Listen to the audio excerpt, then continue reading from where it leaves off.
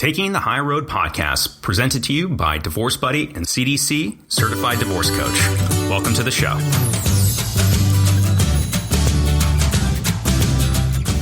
In the Taking the High Road podcast, you'll learn simple strategies for creating a healthy divorce no matter what stage you are at.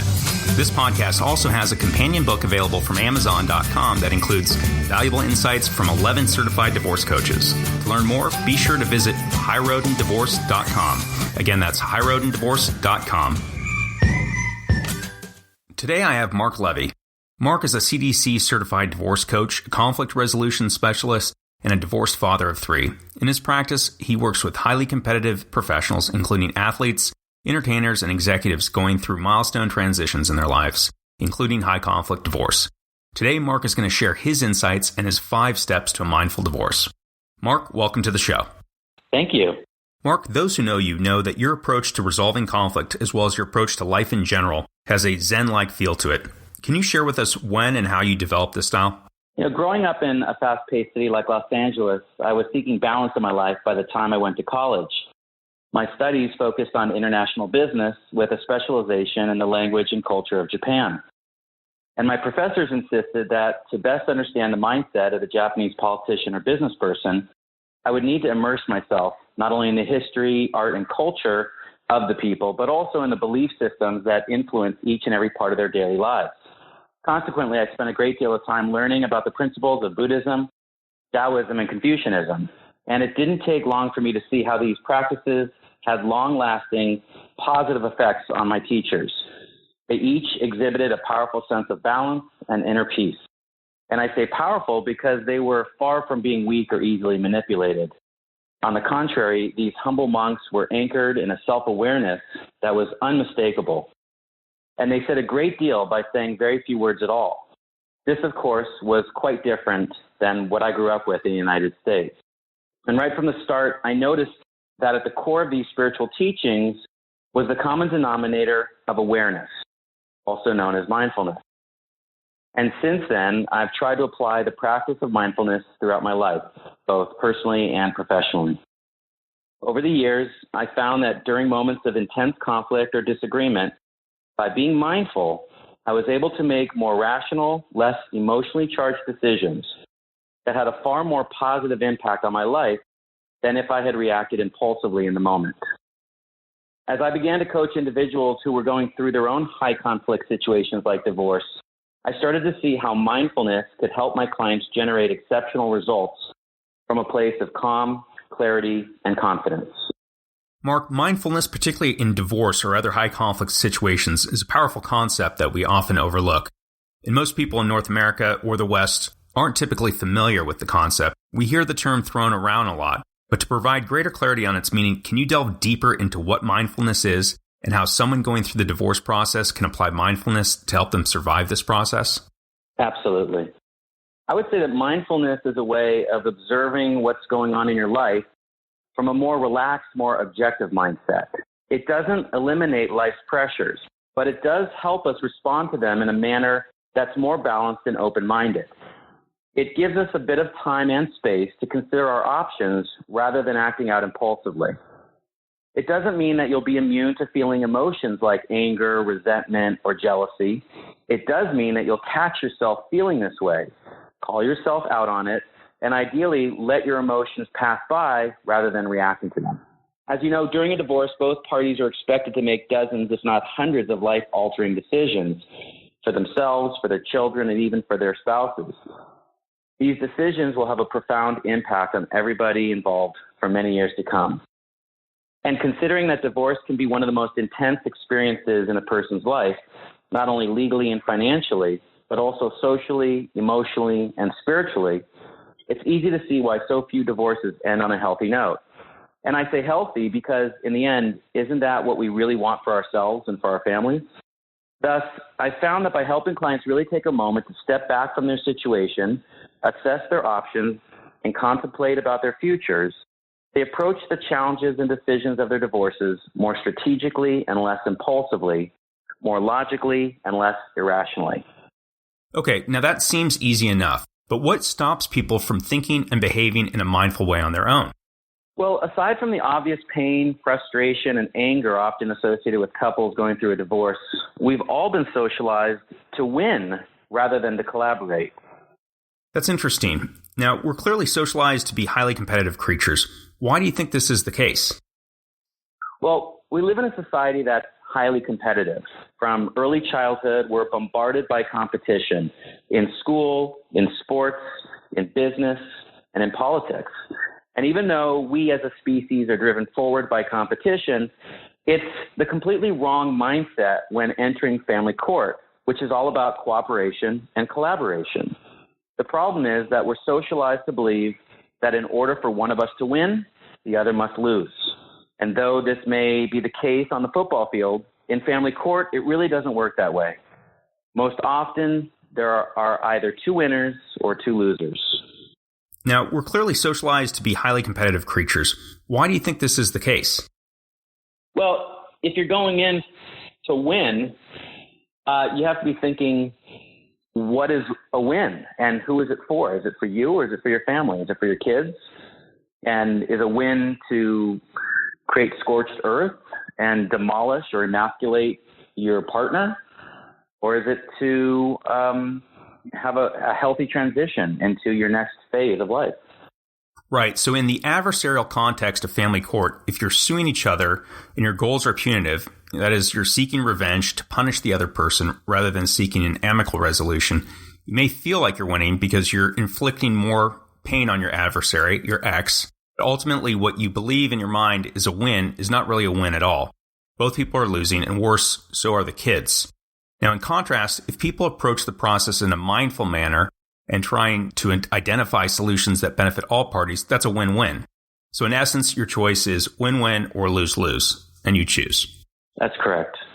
So is this why you chose to work with highly competitive individuals? Yes. I've found that highly competitive people, like professional athletes and C-level executives, they really struggle with the concept of cooperation and collaboration with the person who may be causing them so much pain and suffering at that moment. For someone who has succeeded in business and in life due to competition, it's absolutely counterintuitive for them to look at divorce any differently. They don't understand how a trait that can make them so successful in other parts of their lives can be so detrimental in family court. Therefore, it requires the establishment of a new mindset, one that focuses on redefining, reframing, and restructuring elements of the divorce process. Got it. So it's a process that's focused on redefining, reframing, and restructuring, the 3 R's. Now, can you expound on each of these? Sure. Well, we start with the process of redefining, and it's redefining what it actually means to win.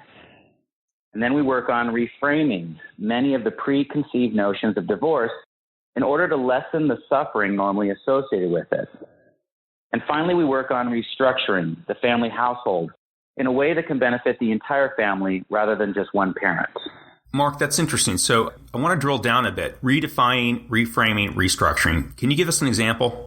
Sure. Often competitive people don't understand what being a co-parent really means.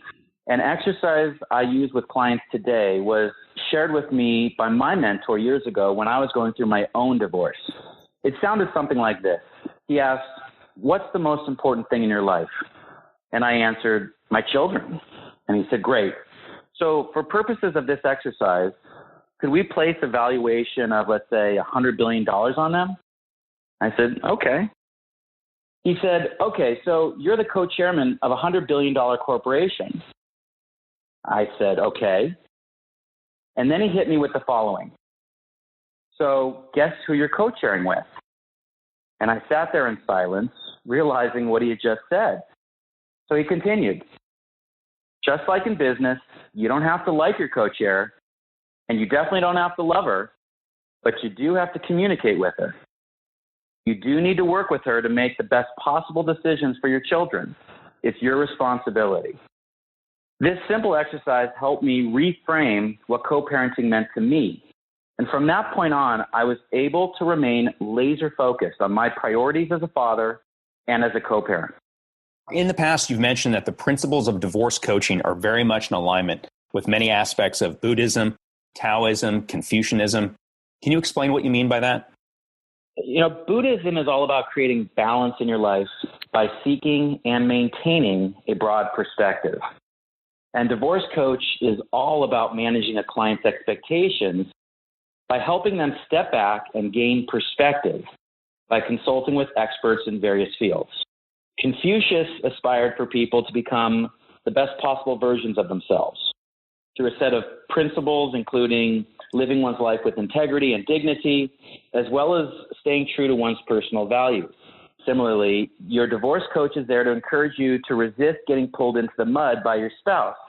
Instead, we support our clients to envision themselves at their very best and to act accordingly. If they're exhausted, we help them foster resilience and expand their capacity for patience. Lao Tzu, the revered mystic who inspired Taoism, saw humanity and nature as one. He believed that those who recognize their innate connection with the whole would never act out of narrow self-interest. Similarly, in divorce coaching, we support our clients to understand the impact of their decisions beyond themselves, how their actions will affect their children and others as well. So do men handle divorce better than women or vice versa? Generally speaking, the consensus is that divorce is tougher on men than women.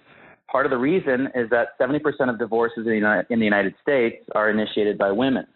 Being the non-initiator means that most men are taken by surprise and are therefore in a state of shock that quickly turns into denial when they realize that the divorce is actually a real event about to happen. As it becomes clear to men that their partner is serious about following through with the divorce, they get angry. And this is fueled by a sense of powerlessness brought on by a feeling of emasculation. This means that the majority of men are dealing with emotions and consequences that are unique to being the non-initiator and often unique to being a powerful and successful male. Part of the process for men is also feeling a loss of status, which results in resentment, hostility, and even violence. Can you share more on the differences between how initiators and non-initiators process divorce and how they may be affected differently? Sure. There are two main points to remember when it comes to the initiator versus non-initiator. Regardless of gender, the initiator has generally started the process of transition much earlier than the non-initiator. Studies have shown that many who initiate divorce have been considering it for 6 to 24 months before filing for divorce. This means that the initiator has been contemplating the realities of divorce much longer than the non-initiator, who must now play catch-up once the divorce has been announced. It also means that at any given point during the divorce process, the two parties will be at different places in the transition and therefore experiencing and exhibiting different emotions and behaviors. This has a significant impact on how each party perceives the other. The initiator may appear to be a cold-hearted villain, while the non-initiator may appear to be an overly emotional victim. I believe that this difference between the initiator and non-initiator is what often triggers and fuels the combative behavior exhibited in many divorces. Mark, that's really interesting. Now, since neither person can change when they began processing the reality of divorce, are there ways that they can at least avoid some of the common pitfalls? I do think so, Jeremy. I think that the answer could be found in being compassionate and respectful of your spouse rather than using the divorce process to punish and penalize them. Despite how you may currently feel about your spouse, you really need to focus on the bigger picture. For one reason or another, many people feel the need to inflict the divorce onto their spouse. They declare, "I've met with my lawyers and I filed papers, deal with it." And as you can imagine, this type of announcement rarely has a positive outcome. If you are the initiator of the divorce, you should ask yourself questions like, how can I create the best possible outcome for my family? How can we avoid a costly, protracted litigation? How can I constructively influence the outcome of this transition? Instead of unilaterally proclaiming an end to the relationship, perhaps invite your spouse to a frank conversation about the state of your relationship and the options that you both are facing. Your spouse doesn't have to agree with you, but at least you made the effort to include them in the decision. Remember, how you approach your divorce is far more impactful than the divorce itself. Your goal should be to restructure the household, not to destroy your family. Mark, you've made some great points and some great questions to ponder as one's navigating the process. So let me make sure I've got this right. How can I create the best outcome for my family? How can we avoid protracted and costly litigation? How can I constructively influence the outcome of this transition? Because while we may not have control over every aspect of this experience, we do have control over how we react and our own actions. And through the power that we do have, we can affect a more positive and healthy outcome for all those involved. And Jeremy, I'm not saying to ignore your feelings. You might hate this person and despise them. I'm not, some hippie saying, oh, forget it all and you'll be fine. What I'm saying is put it on pause for a second. You have some work to do. Your business partner has said, I want to separate. I want to dissolve this corporation. And you need to look at it that way. And you have to look at your employees or your children and say, well, I don't want to just leave them hanging just because my co-partner here wants to leave. So you really have to think about the bigger picture. You'll have years to think about your emotions and how you feel about them. Right now, you have to focus on the business at hand, unfortunately. Mark, you once said that divorce is a narcissistic struggle when children are often the collateral damage. Now, what do you mean by that? Well, combative parents often forget about their children. The divorce instead becomes acrimonious and punitive in an effort to punish the other parent. And this often ends up punishing the children as well.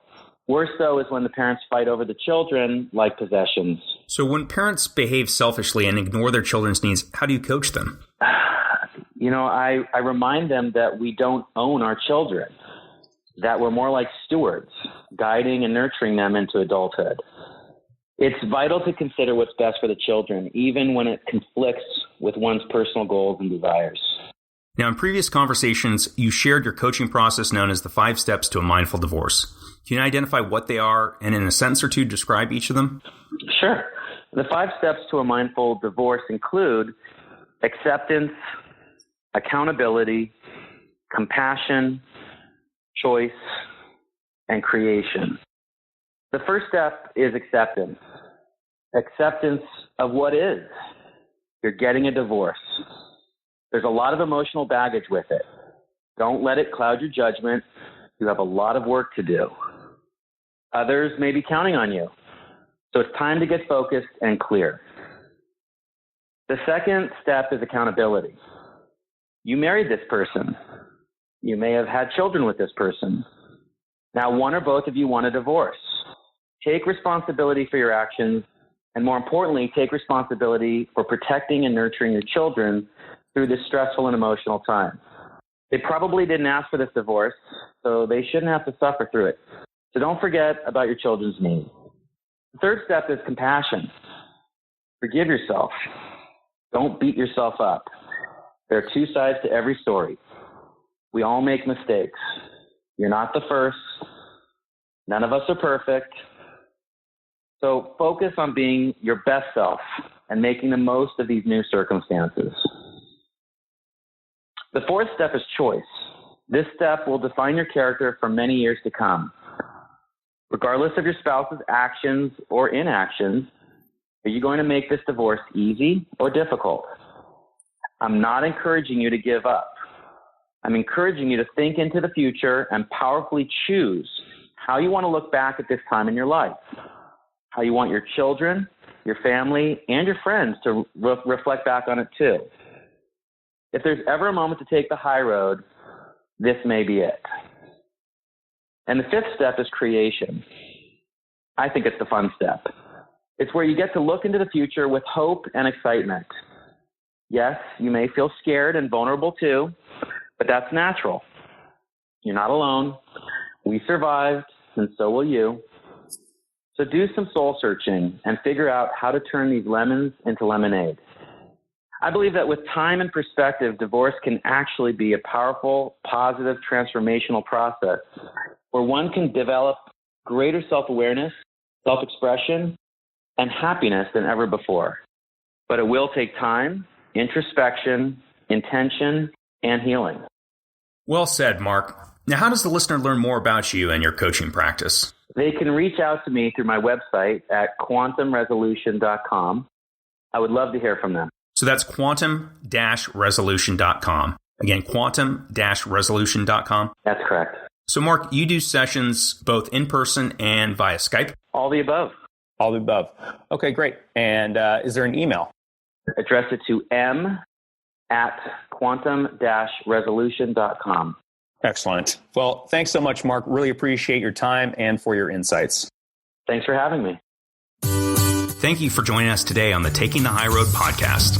Be sure to stay tuned for the next episode. And if you're interested in learning more about the companion book available from Amazon, visit highroadindivorce.com. Again, that's highroadindivorce.com. Thanks again.